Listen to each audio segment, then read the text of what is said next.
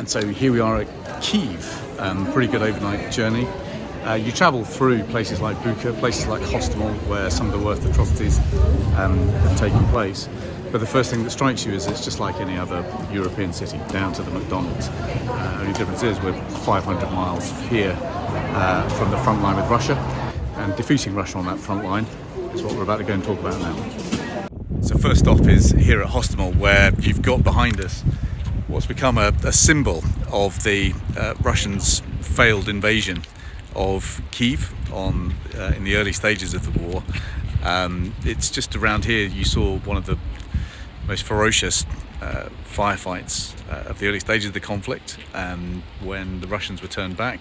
That effectively halted their chances of taking Kyiv.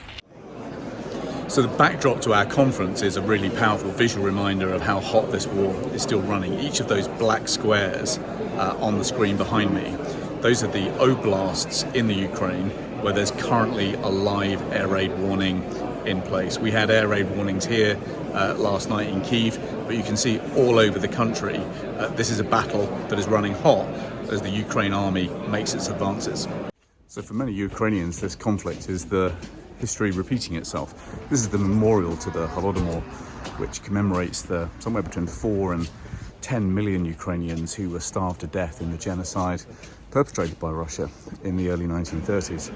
It tells the story of how people were reduced to eating cats, dogs, acorns, drinking the water that they could find. And of course in Mariupol, people have been reduced to eating cats, dogs and drinking from puddles once again, as Putin, like Stalin, tries to wipe out the Ukrainian people.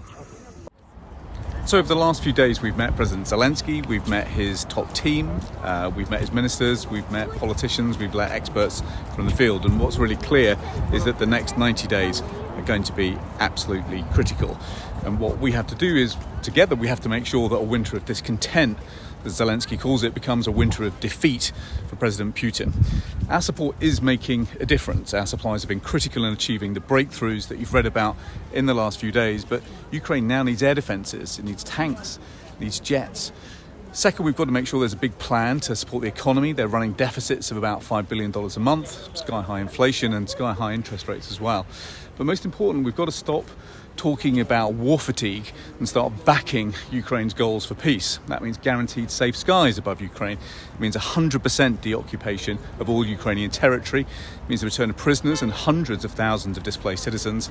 And it then needs a plan for justice to prosecute the crime of aggression and individual war crimes. We've got to make it clear to Putin that we'll provide an endless supply of weapons to Ukraine until these goals are all met in full. Ukraine will win this war. It's a war of necessity for them, not a war of choice. But they are fighting for the ideals that we hold dear, and we cannot let those ideals perish on Europe's eastern borders.